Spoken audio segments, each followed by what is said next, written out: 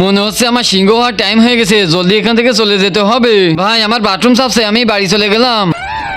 আরে এর বাড়ি তো এদিকে, কিন্তু এই এদিকে দৌড়ে কি জন্য যাচ্ছে? কিছু গড়বড় আছে, এর পাশ যেতে হবে। এখানে কেউ আছে নাকি? না কেউ নেই, চলে যাই জলদি। আজ তুই কোথায় যাস দেখে তারপর বাড়ি ফিরবো আমি। আর কত দূর যাবে? তাকাচ্ছে আমার দিকে, জলদি লুকাই পড়ি এখানে। মনে হচ্ছে এই জঙ্গলে কিছুই নেই, এখানেই সিংহ হয়ে যায়।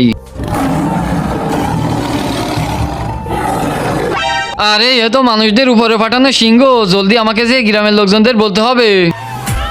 জোনায়েত আমাকে সিংহ হতে দেখে ফেলেছে, জলদি আমাকে একে উপরে পাঠাতে হবে।